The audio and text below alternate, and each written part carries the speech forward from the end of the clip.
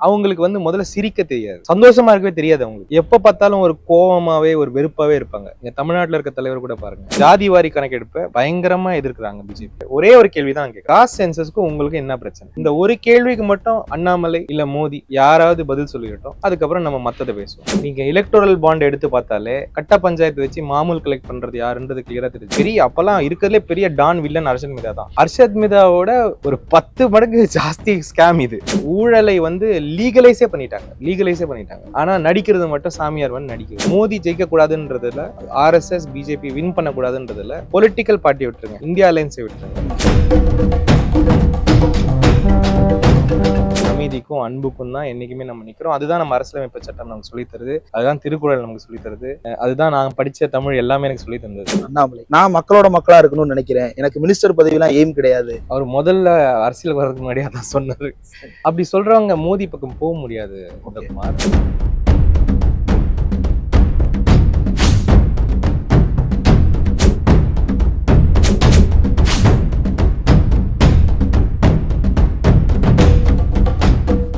Welcome to on record. இன்றைக்கு நம்மோடு நேர்காணலுக்காக சிறப்பு விருந்தினராக திருவள்ளூர் நாடாளுமன்ற தொகுதியினுடைய இந்திய தேசிய கட்சியின் வேட்பாளர், முன்னாள் IAS அதிகாரி திரு சசிகாந்த் செந்தில் அவர்கள் இணைந்திருக்கிறார். அவரோடு பேசலாம்.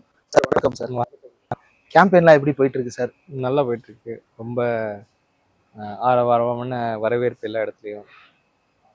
மக்களும் ரொம்ப மகிழ்ச்சியா சொல்றதை கேட்குறாங்க, கூர்ந்து கேட்குறாங்க, நல்லா வழி அனுப்பி வைக்கிறாங்க. ஸோ நல்லா போயிட்டு இருக்கு. மக்களோட நீங்க தொடர்ந்து கனெக்ட்ல இருக்கீங்க, அவங்களுடைய ரெஸ்பான்ஸ் என்னவா இருக்கு சார்?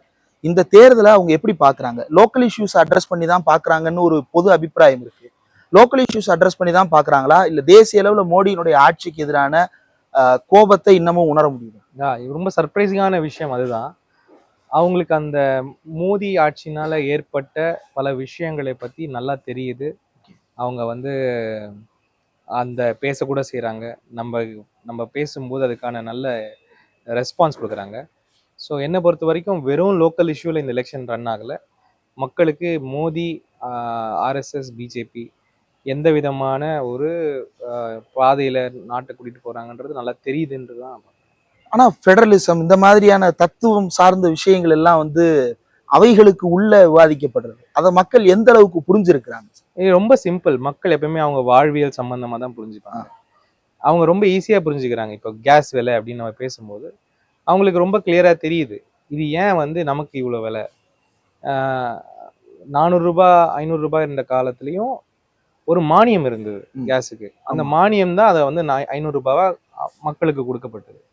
மோடி வந்த பிறகு அந்த மானியத்தை ஏன் எடுக்கணும், இது மக்களுக்கு புரியுது. 100 நாள் வேலை திட்டம், 100 நாள் வேலை திட்டம்ல காசு சரியா கொடுக்கறது இல்ல, 1000 ப்ரொசீஜர் புதுசா ஃபாலோ பண்ணிட்டாங்க. இதுவும் மக்களுக்கு நல்லா புரியுது. ஏன்னா 100 நாள் வேலை திட்டத்துல இன்க்ரீஸ் பண்ணி கொடுத்துருக்காரு.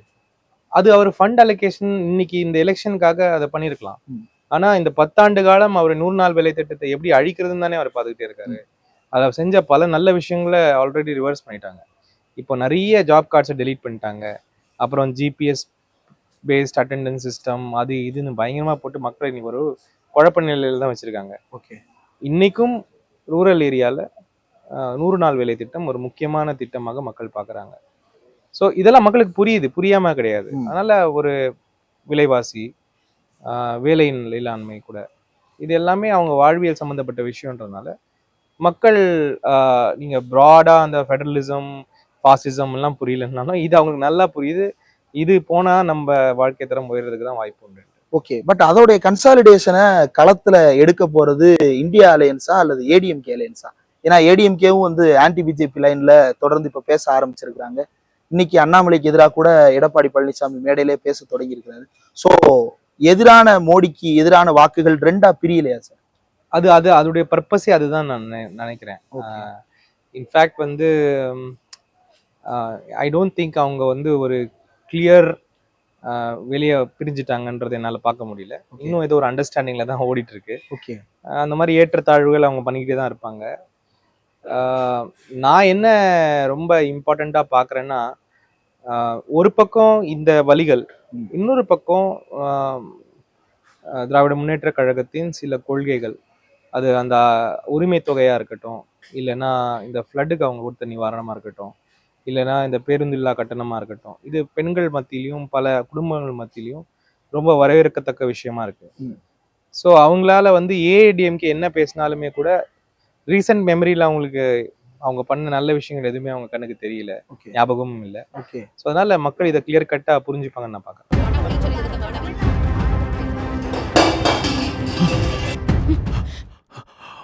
என்னாச்சுப்பா?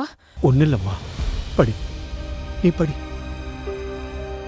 என்னதான் நம்ம பிள்ளைங்க திறமசாலியா இருந்தாலும் இந்த தேவையில்லாத நுழைவுத் தேர்வு தான் நம்ம பிள்ளைங்களோட தலையெழுத்தை நிர்ணயிக்கும் நினைக்கும் போது வேதனையாகும், பயமாகவும் இருக்கு.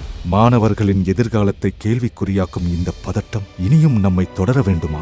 இந்தியாவை காக்க ஸ்டாலின் அழைக்கிறேன். நேற்றைக்கு தமிழ்நாடு வந்திருந்த பிரதமர் மோடி மேடையில நிறைய விஷயங்களை பேசினாரு. நீங்க சொன்ன பல மோடிக்கு எதிரான குற்றச்சாட்டுகளுக்கு அவர் காங்கிரஸ் தான் பிளேம் பண்றாரு.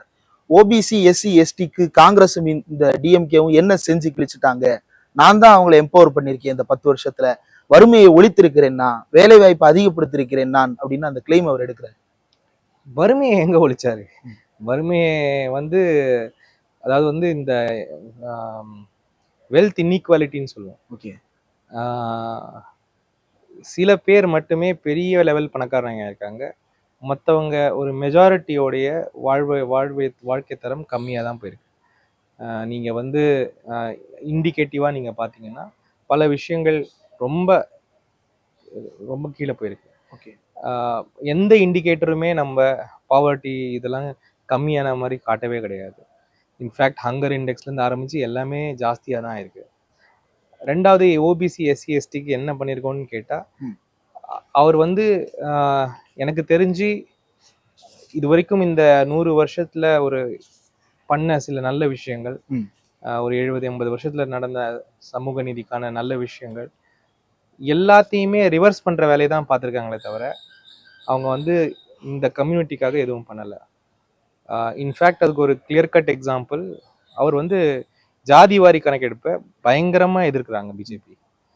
இப்போ தமிழ்நாடை பத்தி எல்லாம் பேசும்போது நம்ம முக்கியமான திராவிடியன் மாடலை என்ன சொல்றோம்னா, அந்த 69% ரிசர்வேஷன்ஸ் அந்த சமூக நீதிக்கான ஒரு எவ்வளோ ஜனத்தொகையோ அதுக்கேற்ற மாதிரி நம்ம ரிசர்வேஷன் கொடுத்ததுனால நிறைய பேர் நம்ம முன்னாடி வர முடியுது. அதான் தமிழ்நாடுக்கு இருக்கிற ஒரு மேஜர். இதை ஏன் வந்து மோடி தடுக்கணும்? மோடி எதுக்கு இதை விரும்ப மாட்டேங்கிறாரு? இந்த கேள்விக்கு வந்து ஒரு பதில் தேவை. இந்த கேள்விக்கு நீங்க மக்கள் எல்லாம் சேர்ந்து அவர்கிட்ட பதில் கேட்டாங்கன்னா அவங்க முகத்திரை கிழிஞ்சிரும். ஏன்னா அவங்களுக்கு உழைக்கும் வர்க்கம் எஸ்சி எஸ்டி ஓபிசி மேல வர்றதுக்கான எந்த இன்டென்ஷனும் கிடையாது. அவர்கள் ஒரு படிநிலையான ஒரு சமூகத்தை விரும்புறாங்க, அவங்க அதுலேயே தான் இருக்காங்க. இல்ல இவங்க தான் ஓட்டர் கலைகளை எடுத்துக்கிட்டோம்னா இவங்க தான் பெரிய செக்ட். ஓபிசி எஸ்சி எஸ்டி தான் பெரிய செக்ட். இந்தியாவில் கிட்டத்தட்ட 70% வாக்காளர்கள் இவங்க தான், மீதி 30 தான் ஜெனரல் கேட்டகரியா இருக்க போறாங்க. இவங்க எல்லாரையும் நெக்லெக்ட் பண்ற மோடியை எப்படி இவங்க மறுபடியும் தேர்ந்தெடுப்பாங்க? அப்ப ஏதோ ஒரு வகையில பயனடைந்திருக்கிறார்கள் அப்படின்னு எடுத்துக்கிட முடியாது. அந்த நெக்லெக்டை வந்து நம்ம புரிய வைக்கலன்னு தான் சொல்லணும். அதாவது இந்தியாவுடைய ஃபாசிச மாடல்ல வந்து எப்பவுமே மெஜாரிட்டிக்கு வந்து ஒரு அன்டியூ அட்வான்டேஜ் கொடுப்பாங்க. நீங்க ஜெர்மனி எடுத்துக்கிட்டீங்கன்னா அங்க வந்து ஆரியன்ஸ்க்கு வந்து ஒரு அன்டியூ அட்வான்டேஜ் இருக்கும், யூதர்களை ரொம்ப கீழ்த்தரமா நடத்துவாங்க. நீங்க எந்த விதமான ஃபாசிஸ்ட் மெஜாரிட்டேரியன் ரெஜிமெண்ட் தான் அப்படிதான். இந்தியாவில் மட்டும்தான் ரிவர்ஸ். மைனாரிட்டியை ஒடுக்குறாங்க, அது ஒரு பக்கம், மெஜாரிட்டியும் ஒடுக்குவாங்க. இது வந்து ஒரு மித்திக்கல் ஃபாசிஸ்ட் ஸ்ட்ரக்சர் தான். எந்த மெஜாரிட்டி வந்து அவங்களுக்கு ஓட்டு போடுதோ, எந்த மெஜாரிட்டி அவங்க வந்து வச்சு இவங்க வாழ்றாங்களோ அந்த மெஜாரிட்டியே ஒடுக்குறாங்கன்றது தான் ஒரு ட்விஸ்ட் இந்தியாவை பொறுத்த வரைக்கும். ஓகே, இப்ப இந்த எலெக்ஷன் கேம்பெயின்ல அதை புரிய வைக்க முடியுதுன்னு நம்புறீங்களா? புரிய வைக்கணும். இன்னும் அந்த லாங்குவேஜ் நம்ம பேசணும். அதனாலதான் நாங்க வந்து காங்கிரஸ் வந்து ஒரே ஒரு கேள்விதான் கேட்கிறோம். காஸ்ட் சென்சஸ்க்கு உங்களுக்கு என்ன பிரச்சனை? ஜாதி வாரி கணக்கு நாங்க வந்து எது பத்தியும் பேசல. நீங்க ரிசர்வேஷனை சேஞ்ச் பண்ணுங்க அதெல்லாம் எதுவுமே சொல்லல. இந்த நாட்டுல ஜாதி என்பது ஒரு ஸ்ட்ராங் இண்டிகேட்டர், அது எல்லாருமே ஒத்துக்கக்கூடிய விஷயம், அது ரியாலிட்டி. அதன்படி எத்தனை பேர் இருக்காங்க அப்படின்றதுல கணக்கெடுக்கிறதுல உங்களுக்கு என்ன பிரச்சனை? இந்த ஒரு கேள்விக்கு மட்டும் அண்ணாமலை இல்ல மோடி யாராவது பதில் சொல்லிட்டோம், அதுக்கப்புறம் நம்ம மத்ததை பேசுவோம். ஓகே, இப்போ உங்களுக்கு தமிழ்நாடு எக்ஸ்பீரியன்ஸ் ஒரு பக்கம் இருந்தாலும் கூட நேரடியா ஒரு முழு மாநில தேர்தலையும் வார் ரூம்ல உட்காந்து ஆர்கனைஸ் பண்ணி மேற்பார்வை செஞ்சிருக்கீங்க. கர்நாடகாவா இருக்கட்டும் அல்லது மற்ற 5 மாநில தேர்தலா இருக்கட்டும், அந்த வார் ரூம் இன்சார்ஜா இருக்கு. மற்ற ஸ்டேட்ஸ்ல இது குறித்த ரெஸ்பான்ஸ் எப்படி இருக்கு சார்? மற்ற ஸ்டேட்ஸ்ல தமிழ்நாட்டுல நீங்க ஃபீல் பண்ற இந்த மோடிக்கு எதிரான ஆன்டி இன்கம்பன்சியை மற்ற ஸ்டேட்ஸ்ல வந்து ஃபீல் பண்ண முடிஞ்சுதா? அதுதான் அஃப்கோர்ஸ் நீங்க வந்து இன்னைக்கு ஒரு ப்ராட் லெவல்ல மக்கள் ஒரு புரிதல் ஏற்பட்டிருக்கு மக்களுக்கு. அதாவது இவங்க பேசினதான் திருப்பி பேசுறாங்க அப்படின்ற ஒரு ஃபெட்டிகும் வந்திருக்கு. அதுல எந்த விதமான மாற்று கருத்தும் இல்லை. அது எனக்கு கிளியரா தெரியுது.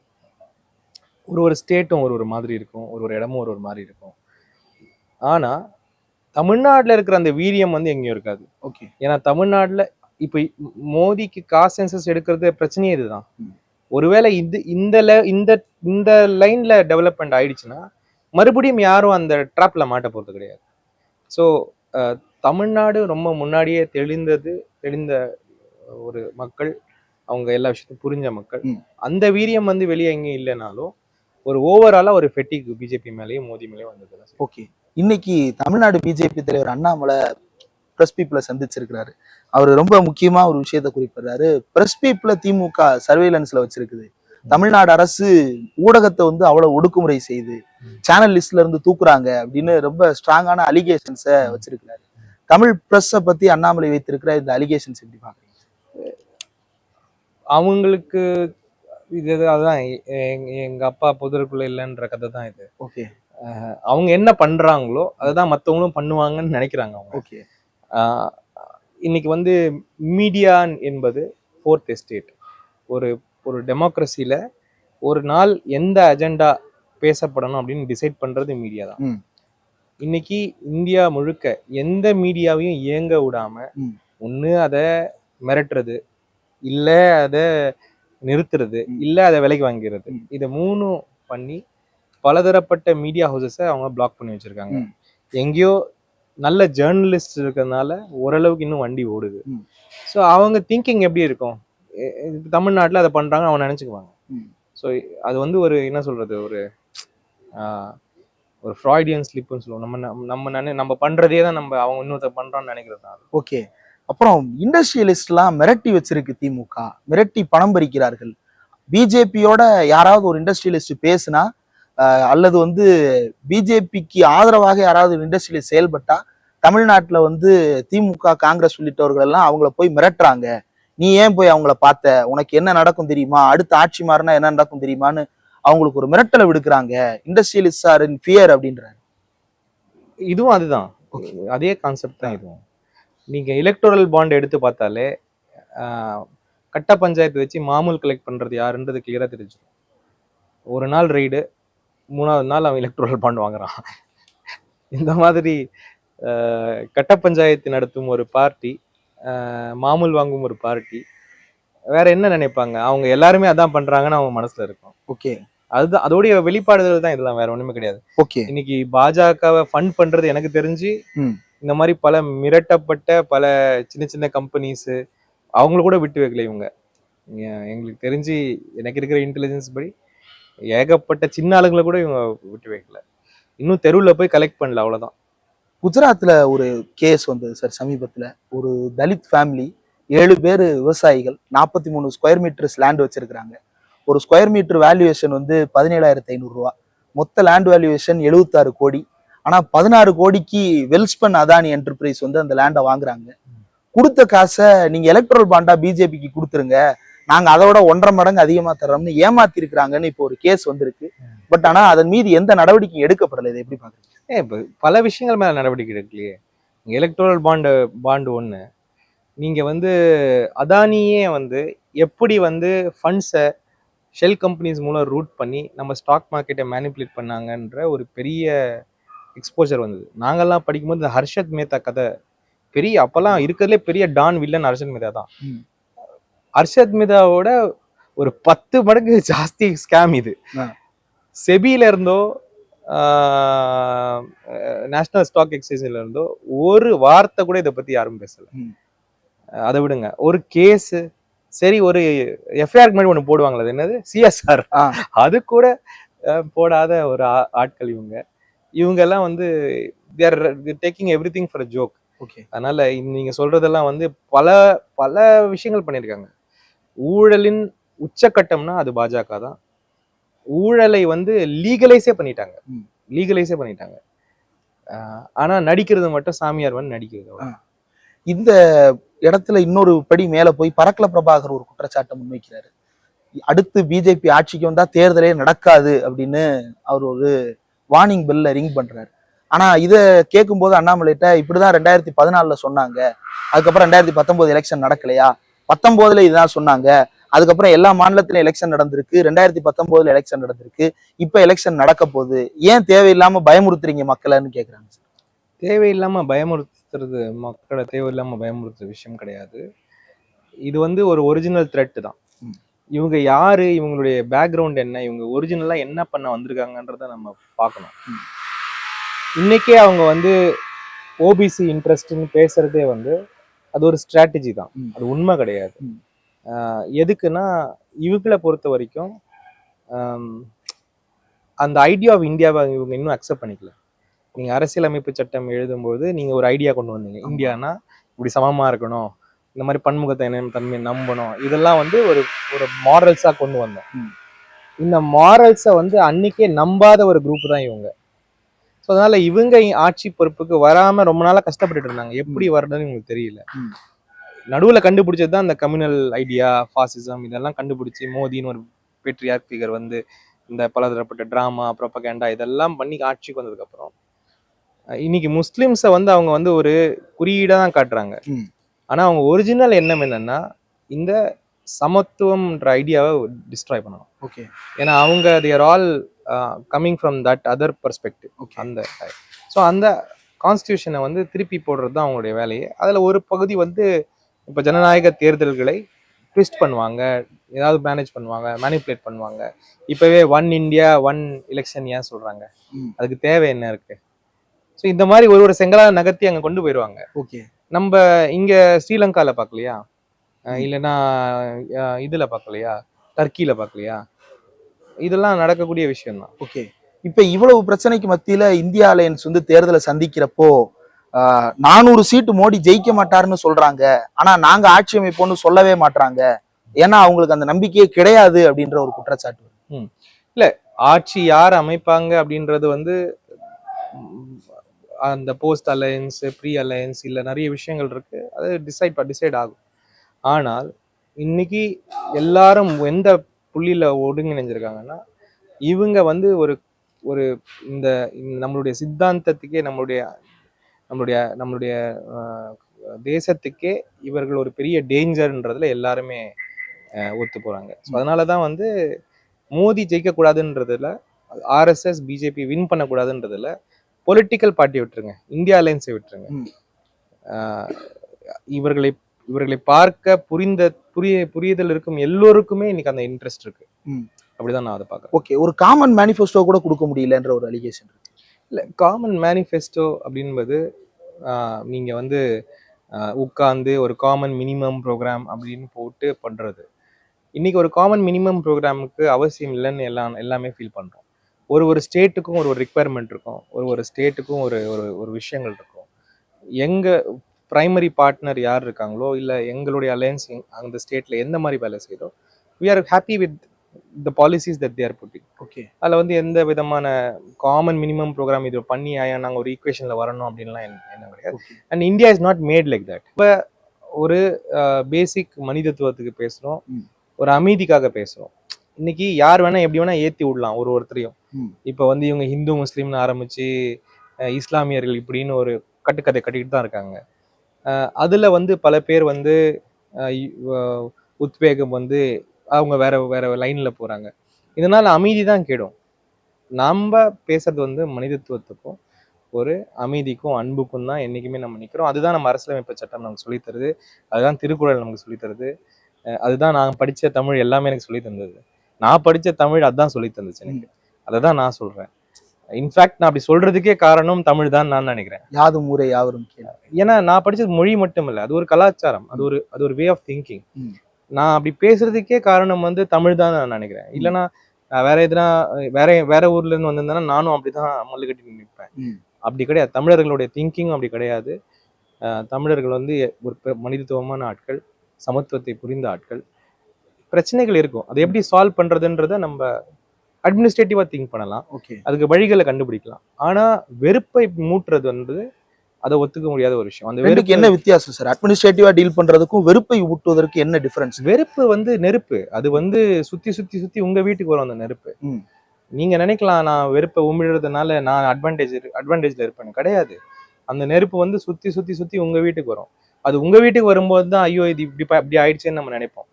அது அப்படி பண்ணவே கூடாது. அது சமுதாயத்துக்கும் நல்லது இல்லை, யாருக்குமே நல்லது இல்லை. இந்த வெறுப்பை உமிழ்வங்க யாரா இருந்தாலுமே நம்ம வந்து அவங்களுக்கு அகேன்ஸ்டா இருந்துதான்.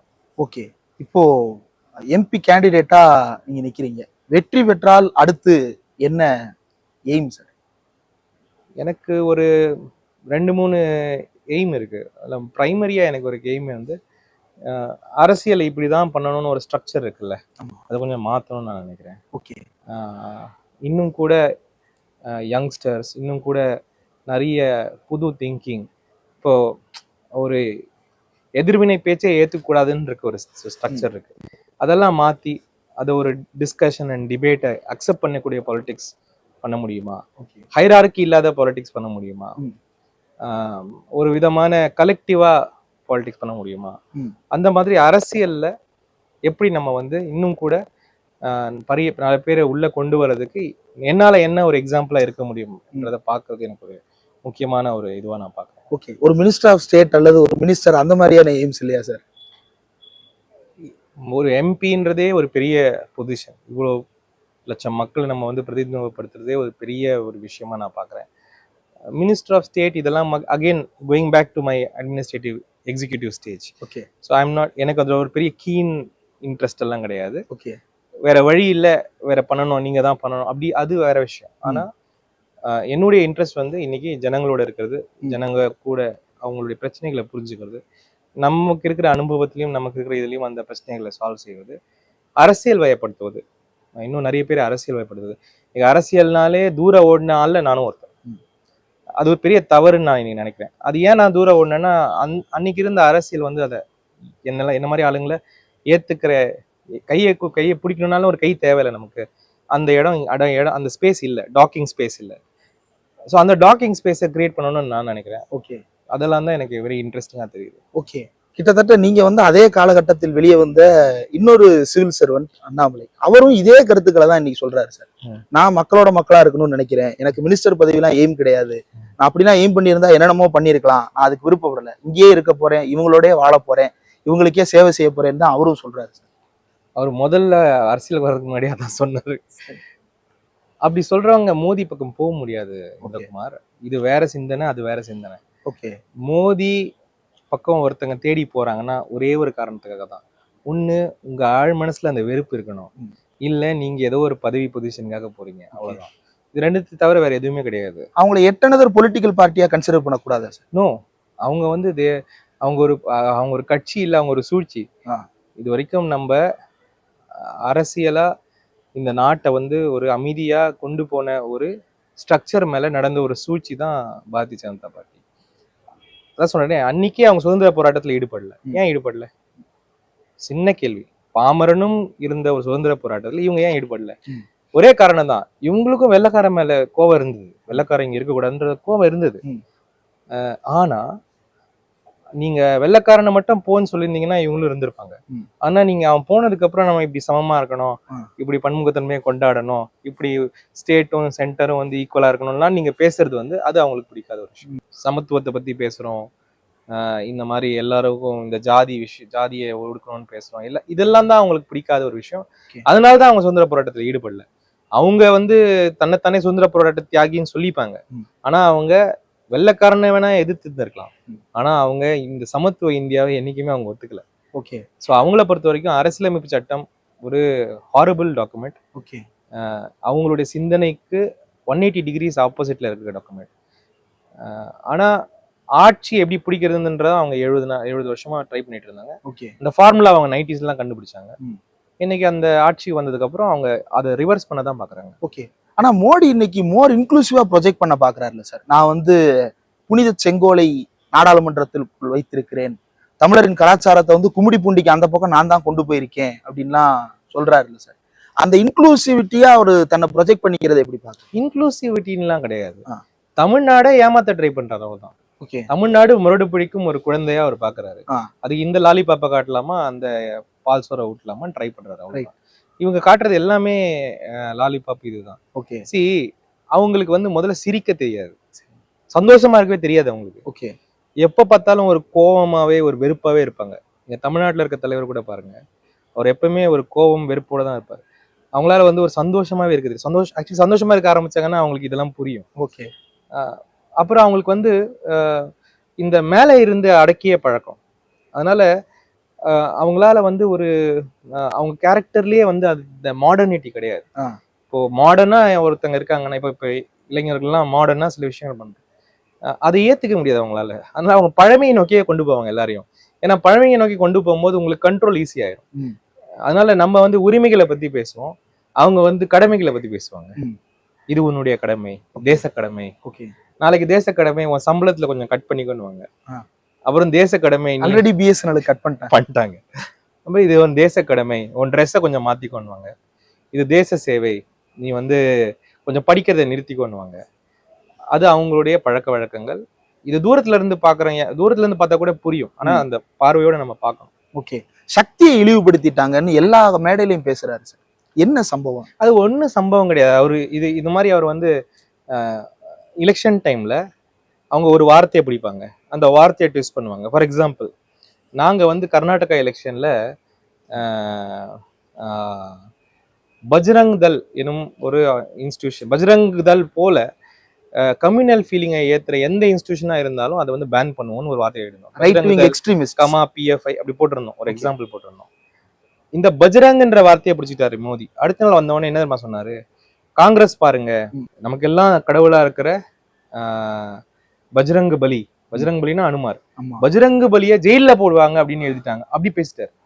ஆனா அதுக்கு இதுக்கு சம்பந்தமே கிடையாது. அந்த பஜ்ரங்ன்ற ஒரு வார்த்தையை எடுத்து அதுக்கு ஒரு ட்விஸ்ட் கொடுத்து அவரா ஒரு கற்பனையில ஒண்ணு உருவாக்கி, ஏன்னா பஜ்ரங் அனுமார் ஆஞ்சநேயர் வந்து எல்லா ஊர்லயும் கும்பிடுவாங்க, அவர் எல்லா இடத்துலயும் இருக்க கடவுள் அவரு.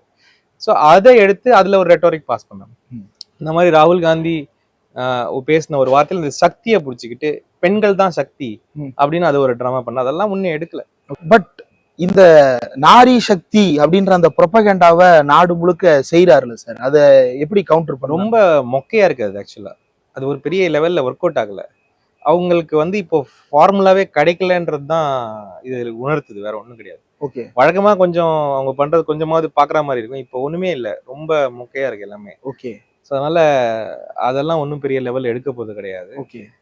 எப்படின்னா ராத்திரி வந்து அவங்க ஸ்ட்ராட்டஜிஸ்ட் சொல்லுவாங்க, sir women voters R more now towards Congress and India அப்படின்னு நைட்ல ஒருத்த இன்புட் கொடுத்துருப்பான்.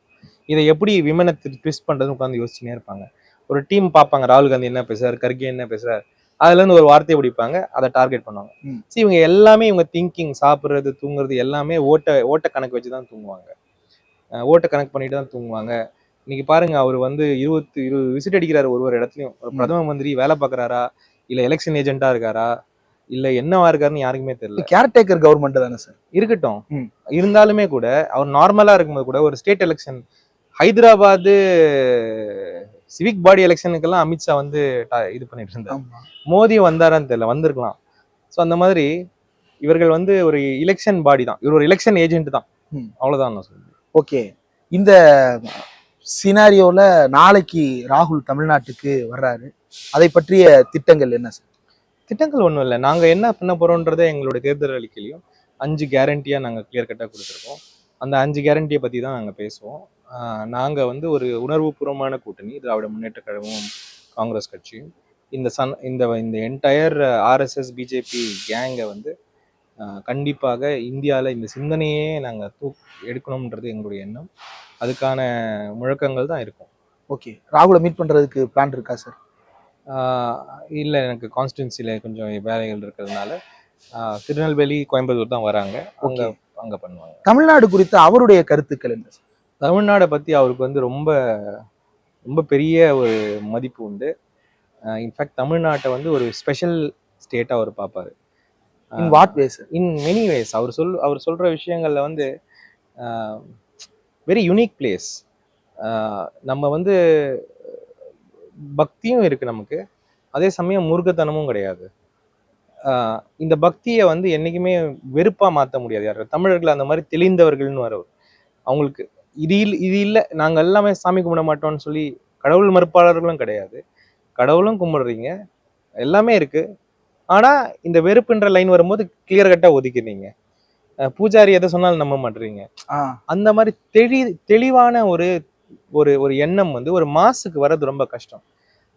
அதுக்கு அவருக்கும் தெரியும். அதுக்கு முழுக்க முழுக்க காரணம் தந்தை பெரியார், அந்த திங்கிங், திராவிட திங்கிங் இதெல்லாம். ஸோ அவர் வந்து ஒரு பெரிய believer and great lover of தந்தை பெரியார். ஓகே. அதனால அவருக்கு வந்து தமிழ்நாடு வந்து இந்த இதுல அந்த மித்திக்கல் ஸ்டேட் ஒன்று இருக்குமே, ஸ்பார்ட்டான்னு சொல்லிட்டு. ஆமா, எவ்வளவு நாடுகள் அடிபணிஞ்சாலும் ஸ்பார்ட்டா அடிபணியாத மாதிரி ரோம்ல இருந்து வர்ற ஒரு தூதுவரை எட்டி விதிக்கிறது. ஸ்பார்ட்டா மட்டுமே என்னைக்குமே ஒண்ணும் பண்ண முடியாது ஸ்பார்ட்டாவை அப்படின்றதுல அவரு கிளியரா இருக்காரு. ஓகே. நமக்கு தான் கொஞ்சம் இன்னும் நம்ம வேலை செய்யணும் அப்படின்லாம் தோணும். அவரு கிளியர் கட்டா சொல்றாரு, தமிழ்நாடு அடுத்த 3000 வருஷத்துக்கு நீங்க ஒண்ணுமே பண்ண முடியாது. ரைட். இங்க திருவள்ளூர் குறித்து சில கேள்விகள் மட்டும். திருவள்ளூர்ல உங்களுக்காக டம்மி கேண்டிடேட்ஸ் போட்டாங்க அப்படின்ற ஒரு சர்ச்சை வந்து இணையதளத்துல தொடர்ந்து சுத்தல்ல இருக்கு. அதை பாத்தீங்களா சார்? நான் பெரிய லெவல்ல பாக்கல, நான் இன்னும் கேம்பெயின்ல இருக்கேன். ஓகே. பட் ஆனா அதர் கேண்டிடேட்ஸ்னுடைய ஒர்க் இங்க எப்படி இருக்கு சார்? அதர் கேண்டிடேட்ஸோட ஒர்க் வந்து எனக்கு நான் பெரிய ஃபோக்கஸ் அதுல பண்ணல. ஓகே. ஆனாலுமே வந்து ரொம்ப வெரி பிக் லெவல்ல எதுவும் நடக்கலன்றது தான் நியூஸ். ஓகே. ஆமா. ரைட். ஓவராலா இந்த கான்ஸ்டிட்யூன்சில நீங்க எதிர்பார்க்கிற ரிசல்ட் என்ன? கூட்டணி கட்சிகளுடைய ஒர்க் இங்க உங்களுக்கு சாதகமா எந்த அளவுக்கு? ரொம்ப ரொம்ப சாதகமா இருக்கு. இன்ஃபேக்ட் ரொம்ப எல்லாருமே என்னால பார்க்க முடியுது, ஒரு எனர்ஜி இருக்கு. கூட்டணி கட்சிகள்னு சொல்லும்போது நான் வெறும் திராவிட முன்னேற்ற கழகத்தை மட்டும் சொல்லலை. விடுதலை சிறுத்தைகளா இருக்கட்டும், மனிதநேய மக்கள் கட்சியா இருக்கட்டும், மக்கள் நீதி மையமா இருக்கட்டும், ஆப்ல இருந்து கூட 2-3 பேர் வந்திருந்தாங்க. இங்க கூட்டணியில இல்லை இருந்தாலும் ஆப்ல இருந்து கூட 2-3 பேர் வந்திருந்தாங்க. கம்யூனிஸ்ட் பேர் இயக்கங்கள், சிபிஐஎம், சிபி, ஒரு தெருவுலையும் ஒரு ஒரு ஒரு வரவேற்பு கொடுக்குறாங்க. சிபிஐஎம் அவங்க 4 பேர் 5 பேர் நின்னாலும் நின்று அந்த வரவேற்பு கொடுக்குறாங்க. அந்த மாதிரி ஒரு கலெக்டிவா வந்து ஒரு ஒரு ஒரு எனர்ஜி என்னால் பார்க்க முடியுது. திராவிட முன்னேற்ற கழகம் அஃப்கோர்ஸ் லீட் எடுத்து எல்லா வேலையும் செய்கிறாங்க. காங்கிரஸ் பேர் இயக்கத்தில் எல்லோரும் ரொம்ப நாளாக டார்மெண்ட்டாக இருந்தவங்க எல்லாம் வெளியே வந்து ஒர்க் பண்ண ஆரம்பிக்கிறாங்க. ரொம்ப சந்தோஷமா இருக்கு அந்த கூட்டணியோட இம்பாக்ட். ஓகே. நேஷனல் ரிசல்ட் என்ன எதிர்பார்க்குறீங்க சார்? நேஷனல் ரிசல்ட் கண்டிப்பாக பாசிட்டிவாக இருக்கும். ஓகே. அதில் வந்து I have great faith in where we are heading. Okay. அதனால வந்து இன்னைக்கு பாசிட்டிவ் பிஜேபியோட நரேட்டிவ் எதுவுமே ஒர்க் அவுட் ஆகலை. ராம் மந்திர் பெரிய லெவல்ல ஒர்க் அவுட் ஆகலை. மற்றபடி அவங்களுக்கு இன்னுமே வெறுப்பை உமிழ்றதுக்கு ஏதாவது ஈவெண்ட் கிடைச்சாதான், இல்லைன்னா இந்த மாதிரி புல்வாமா மாதிரி எதனா மாட்டினா உண்டு. அதுக்கு எதனா பிளான் பண்ணிட்டு இருக்காங்களான்னு தெரியல. அப்படி எதுவும் நடக்கலைன்னா கண்டிப்பா அவர்கள் வந்து they are going down. Okay. நிறைவா ஒரே ஒரு கேள்வி, இந்த கேம்பெயின்ல உங்களுக்கு மனதுக்கு நெருக்கமான ஏதாவது சம்பவங்கள் இருந்ததா? அப்படி இருந்தா அதை பகிரலாம். மக்களுக்கு நீங்க சொல்ல விரும்புற செய்தி. ரொம்ப நிறைய சம்பவங்கள் இருக்கு. நான் வந்து கேம்பெயின்ல போகும்போது அங்க என்னை வரவேற்கிற மக்களுடைய அந்த சிரிப்பே வந்து ஒரு எமோஷ்னலான ஒரு விஷயமா இருக்கு. அவங்க சிரிக்கிறது, அவங்க வெல்கம் பண்றது, அவங்க அவங்க அதை வந்து பர்சனலா எடுத்து பாக்குறது, எனக்கு அதெல்லாம் ரொம்ப ஒரு ஒரு கனெக்ஷன் தர விஷயம். ஓகே. ஸோ அதனால ஒன்னே என்ன சொல்ல முடியல, டெய்லி எனக்கு அதனால ஒரு இன்ட்ரெஸ்டே வந்துருச்சு. Okay. So it's a very very very fulfilling experience தான் நான் சொல்லணும். ஓகே. அஃப்கோர்ஸ் நான் இன்னும் மேஜர் லெவல்ல ஒரு பல முகத்தன் பல பல ஏரியாஸ்ல இருந்துலாம் கேம்பெயின் பண்ணல. நான் மக்களை போய் எல்லா இடத்துலையும் அட்லீஸ்ட் ஒரு தடையாவது பார்க்கணுன்ற விசிட்ல தான் இருக்கேன். So it's a very wonderful experience. மக்களுக்கு நீங்க சொல்ல விரும்புகிற செய்தி? மக்களுக்கு நான் சொல்ல விரும்புகிற செய்தி, இந்த தேர்தல் வந்து ஒரு அரசியல் தேர்தலாக பார்க்க வேண்டாம். இது வந்து நம்மளுடைய எதிர்காலம் இல்லை, நம் பிள்ளைங்களின் எதிர்காலத்தை நிர்ணயிக்கக்கூடிய ஒரு சித்தாந்த போர். அதனால இதுல வந்து ஒரு வேளை நம்ம ஈடுபடலைன்னா நாளைக்கு அவங்க கேட்குற கேள்விக்கு நம்ம பதில் சொல்ல முடியாது. இதெல்லாம் நடக்கும்போது நீ என்ன பண்ணிட்டு இருந்தேன்னு கேட்கும்போது அந்த கேள்விக்கு நம்ம பதில் சொல்ல முடியாது. அதனால இன்னைக்கே வந்து நீங்க மோடி விரும்பியா இருந்தாலும் சரி, பிஜேபி ஆர்எஸ்எஸ் விரும்பியா இருந்தாலும் சரி, வாட் எவர், ஆனா வெறுப்பை வந்து என்கரேஜ் பண்ணாதீங்க. அந்த வெறுப்பு வந்து அது நெருப்பாகி கண்டிப்பா சுத்தி நம்ம வீட்டுக்கு வந்துடும். எங்கேயாவது வெறுப்பை பார்த்தீங்கன்னா அதை வந்து அணைக்கிற வேலையை தான் நம்ம பார்க்கணும். அப்பதான் நம்மளால சமுதாயமே இயங்க முடியும். அதனால இந்த தேர்தல் 19th நீங்க வந்து அந்த வெறுப்பை அணைப்பதற்காகவே உருவாக்கப்பட்ட இந்த கூட்டணியை நீங்க வந்து சப்போர்ட் பண்ணணும். நிறைய விஷயங்கள் பகிர்ந்துட்டீங்க சார். இவ்வளவு நேரம் ஒதுக்கி இந்த நேர்காணல் தந்ததற்கு நன்றி சார். நன்றிண்ணா.